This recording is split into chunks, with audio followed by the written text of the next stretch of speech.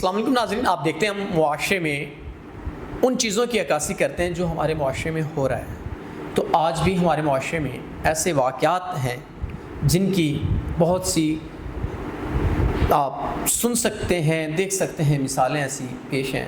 تو آج جو بہن میرے ساتھ موجود ہیں، معاشرے کی بیٹی جو میرے ساتھ موجود ہے، کافی پریشان ہے اور یہ چاہتی یہ ہے کہ ایک مرد کی صورت میں محافظ ملے ان کو، کیونکہ اگر مرد نہ ہو تو عورت کا محافظ کوئی نہیں، اور اس کے کردار پہ طرح طرح کی باتیں ہیں. کچھ ایسی ہسٹوری ان کی ہے، تو آئیے ان سے جانتے ہیں. السلام علیکم. وعلیکم السلام. اچھا، مجھے بتائیے گا کیا معاملات زندگی ہیں، کیا پریشانیاں ہیں جن کی وجہ سے آپ پریشان ہیں؟ میں نے اکثر یہ دیکھا ہے کہ جن عورتوں کے محافظ مرد نہیں ہوتے، لوگ ان کے کردار پر طرح طرح کی باتیں کرتے ہیں.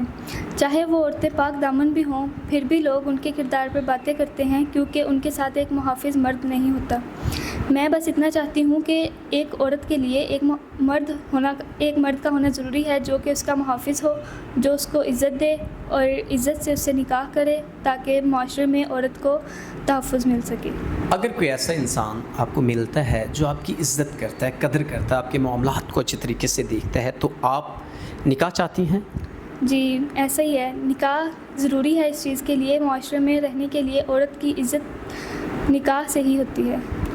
ناظرین، بہن نے واضح طور پہ بتا دیا کہ نکاح سے عزت ہے، تو آپ کو نکاح کرنا چاہیے، گناہ نہیں کرنا چاہیے. میں ایک ایسا انسان چاہتی ہوں جو معاشرے میں میری عزت کرے. میں معاشرے میں عزت سے رہنا چاہتی ہوں. ایک ایسا مرد ہی ہوتا ہے جو عورت کو تحفظ فراہم کرتا ہے. تو بس میں اتنا چاہتی ہوں کہ نکاح کو زیادہ سے زیادہ پروموٹ کیا جائے، اور میں بھی یہی چاہتی ہوں کہ میرا نکاح ہو تاکہ مجھے معاشرے میں عزت مل سکے. ناظرین، بہن نے واضح طور پہ بتا دیا کہ نکاح سے معاشرے میں عورت کی عزت ہے.